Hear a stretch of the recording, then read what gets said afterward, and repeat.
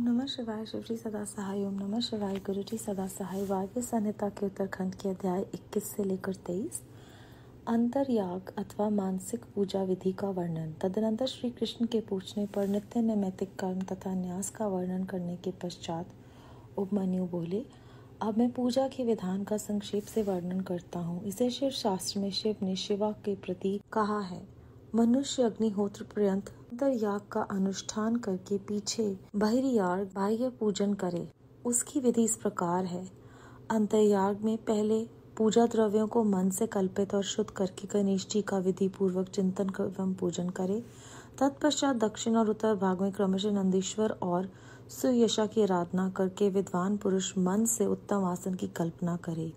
सिंहासन, योगासन अथवा तीनों तत्वों से युक्त निर्मल पाद्य आसन की भावना करे। उसके ऊपर सर्व मनोहर सांब शिव का ध्यान करे। वे शिव समस्त शुभ लक्षणों से युक्त और संपूर्ण अवयवों से शोभायमान हैं। वे सबसे बढ़कर हैं और समस्त आभूषण उनकी शोभा बढ़ाते हैं। उनके हाथ पैर लाल हैं। उनका मुस्कुराता हुआ मुख कुंद और चंद्रमा के समान शोभा पाता है। उनकी अंग कांति शुद्ध स्फटिक के समान निर्मल है। 3 नेत्र प्रफुल्ल कमल की भांति सुंदर हैं। 4 भुजाएं, उत्तम अंग और मनोहर चंद्रकला का मुकुट धारण किए भगवान हर अपने 2 हाथों में वर्ध तथा अभय की मुद्रा धारण करते हैं और शेष 2 हाथों में मृग मुद्रा एवं टंक लिए हुए हैं। उनकी कलाई में सर्पों की माला कड़े का काम देती है। गले के भीतर मनोहर लाल चिन्ह शोभित होता है। उनकी कहीं कोई उपमा नहीं है। वे अपने अनुगामी सेवकों तथा आवश्यक उपकरणों के साथ विराजमान हैं। इस तरह ध्यान करके उनके वाम भाग में महेश्वरी शिवा का चिंतन करें। शिवा की अंकाती प्रफुल्ल कमल दल के समान परम सुंदर है। उनके नेत्र बड़े बड़े हैं। मुख पूर्ण चंद्रमा के समान सुशोभित है। मस्तक पर काले काले घुंघराले केश शोभा पाते हैं। वे नील उत्पल दल के समान कांतिमती हैं। मस्तक पर अर्ध चंद्रमा का मुकुट धारण करती हैं।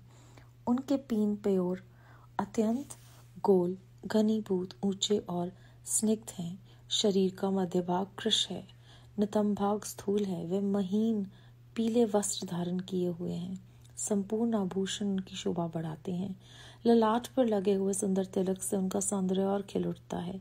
विचित्र फूलों की माला से गुम्फित केशपाश उनकी शोभा बढ़ाते हैं। उनकी आकृति सब ओर से सुंदर और सुडोल है। मुख लज्जा से कुछ कुछ झुका है। वे दाहिने हाथ में शोभाशाली स्वर्ण में कमल धारण किए हुए है और दूसरे हाथ को दंड की भांति सिंहासन पर रखकर उसका सहारा ले उस महान आसन पर बैठी हुई हैं। शिवा देवी समस्त पाशों का छेदन करने वाली साक्षात सच्चिदानंद स्वरूपिणी है। इस प्रकार महादेव और महादेवी का ध्यान करके शुभ एवं श्रेष्ठ आसन पर संपूर्ण उपचारों से युक्त भाव में पुष्पों द्वारा उनका पूजन करें अथवा उपयुक्त वर्णन के अनुसार प्रभु शिव की एक मूर्ति बनवा लें। उसका नाम शिव या सदाशिव हो। दूसरी मूर्ति शिवा की होनी चाहिए। उसका नाम माहेश्वरी, षड्वंशिका अथवा श्रीकर्ण हो। फिर अपने ही शरीर की भांति मूर्ति में मंत्र न्यास आदि करके उस मूर्ति में सत असत से परे मूर्तिमान परम शिव का ध्यान करें। इसके बाद बाह्य पूजन के ही क्रम से मन से पूजा संपादित करें। तत्पश्चात स्मिधा और घी आदि से नाभि में होम की भावना करें। तदनंतर भ्रू मध्य में शुद्ध दीप शिखा के समान आकार वाले ज्योतिर्मय शिव का ध्यान करें। इस प्रकार अपने अंग में अथवा स्वतंत्र विग्रह में शुभ ध्यान योग के द्वारा अग्नि में होम पर्यंत सारा पूजन करना चाहिए।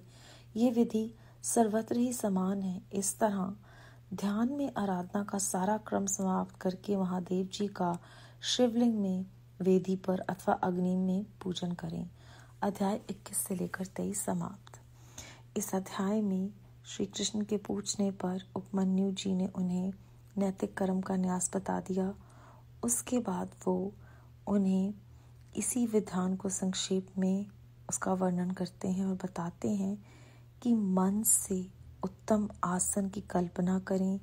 फिर विस्तार पूर्वक वो शिव जी के रूप का जो है वो वर्णन करते हैं ताकि जो भी उनकी भक्ति कर रहा है वो मानसिक पूजा के हेतु उन्हें अपने आँखों के सामने उसी तरह से कल्पना करे जिस तरह से वो यहाँ पर उनका विस्तार पूर्वक वर्णन कर रहे हैं। इसके बाद वो देवी शिवा का भी बहुत ही गहराई में वर्णन करते हैं, मानो कि जैसे उनकी आकृति हमारी आंखों के सामने बन जाए। और वो बोलते हैं कि ये सब कुछ करने के बाद उनमें ध्यान करके उन्हें सर्वश्रेष्ठ आसन पर बिठाकर अपने मन के हिसाब से उनकी एक मूर्ति बनवाएं और उस मूर्ति का नाम शिव या सदाशिव रखें। और शिवा की जो मूर्ति है उसका नाम माहेश्वरी, षड्वंशिका या श्रीकर्ण हो। और जिस तरह से शरीर में हम मंत्र न्यास करते हैं उसी तरह मूर्तियों में परम शिव का ध्यान करें। इस तरह अपने अंग में या स्वतंत्र विग्रह में शुभ ध्यान योग से अग्नि होम के बाद जो पूजा होती है वो और मानसिक पूजा एक समान है। इस तरह से ध्यान में होकर आराधना करके महादेव जी का शिवलिंग में, वेदी पर और अग्नि में पूजन करें। बेअंत शुक्राना गुरु जी महाराज हमें ये मार्गदर्शन देने का कि मानसिक पूजा का भी उतना ही महत्व है जितना वास्तविक कर्म करके, होम यज्ञ करके पूजा करने का है। ओम नमः शिवाय। शिव जी सदा सहाय। ओम नमः शिवाय। गुरु जी सदा सहाय।